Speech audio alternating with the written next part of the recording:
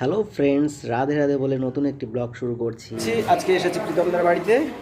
আজকে তোমার জন্মাষ্টমীর যে অনুষ্ঠান ছিল তার ভরি ভোজ ছিল। বিশেষ করে আমরা অফিস থেকে সবাই চলে এসেছি, আর অফিসে তো বেশি লোকজন নেই। প্রথমে গিয়েই আমরা প্রবেশ করলাম গোপালের ঘরে। খুব সুন্দর করে সাজিয়ে গুছিয়ে রেখেছেন গোপালের মা, মানে প্রীতমদার মা। ওফ, অসম্ভব সুন্দর আর ভালো লাগছিল গোপালদের দলকে দেখে, তাই না বলো? আপ্যায়নের ত্রুটি রাখেনি একটু। খাটের ওপরে বসতেই দেখি তিলক মাটি আর চন্দন নিয়ে হাজির এক মামনি, আমাদেরকে বৈষ্ণব সাজে সজ্জিত করার জন্য। এই গ্রুপটিতে ছিল আমাদের সকলের স্যার সুরজিৎ স্যার এবং বড় দাদারা, সঙ্গে আমিও ছিলাম।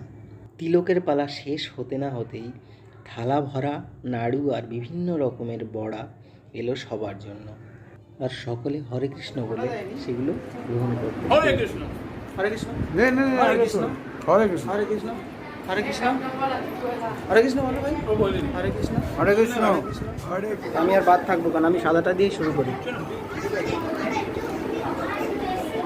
প্রথমবার প্রীতমদার বাড়িতে আসলাম, আর সেটি না দেখালে হয়?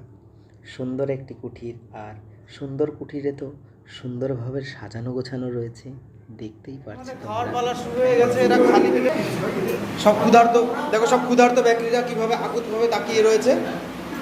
কখন খাবার আসবে, কখন খাবার আসবে বলে যাচ্ছে।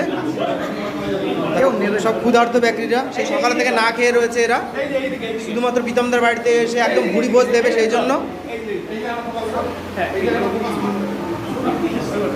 তুমি কি সকাল থেকে না খেয়ে আছো? একদমই না, সকাল থেকে না খেয়ে আছো। হ্যাঁ, বুঝতে পারছি তোমরা সকাল থেকে না খেয়ে আছো, এই জন্য বসে গেলাম আমরা। বসে গেলাম, হ্যাঁ, রাধে রাধে।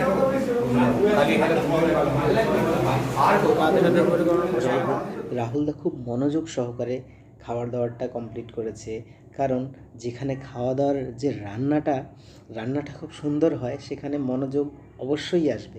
যাই হোক, আমরা সবাই খুব সুন্দরভাবে পেট পুরে খেয়েছি। ব্লগটি শেষ করার আগে সকলে কমেন্টে লিখে যাও রাধে রাধে।